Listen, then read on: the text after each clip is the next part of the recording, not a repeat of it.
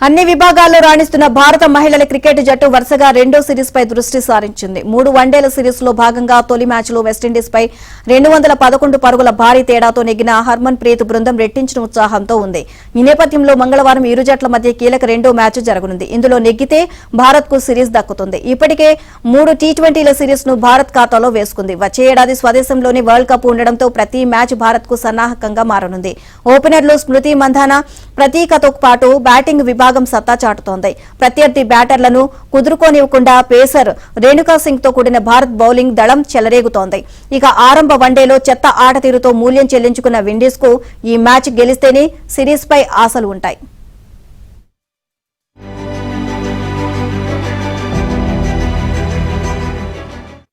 అన్ని విభాగాల్లో రాణిస్తున్న భారత మహిళల క్రికెట్ జట్టు వరుసగా రెండో సిరీస్ పై దృష్టి సారించింది. 3 వన్డేల సిరీస్ లో భాగంగా తొలి మ్యాచ్ లో వెస్టిండీస్ పై 211 పరుగుల భారీ తేడాతో నెగ్గిన హర్మన్ ప్రీత్ బృందం రెట్టించిన ఉత్సాహంతో ఉంది. ఈ నేపథ్యంలో మంగళవారం ఇరు జట్ల మధ్య కీలక రెండో మ్యాచ్ జరగనుంది. ఇందులో నెగ్గితే భారత్ కు సిరీస్ దక్కుతుంది. ఇప్పటికే 3 టీ20ల సిరీస్ ను భారత్ ఖాతాలో వేసుకుంది. వచ్చే ఏడాది స్వదేశంలోని వరల్డ్ కప్ ఉండడంతో ప్రతి మ్యాచ్ భారత్ కు సన్నాహకంగా మారనుంది. ఓపెనర్లు స్మృతి మంధాన, ప్రతీకతో పాటు బ్యాటింగ్ విభాగం సత్తా చాటుతోంది. ప్రత్యర్థి బ్యాటర్లను కుదురుకోనివ్వకుండా పేసర్ రేణుకా సింగ్ తో కూడిన భారత్ బౌలింగ్ దళం చెలరేగుతోంది.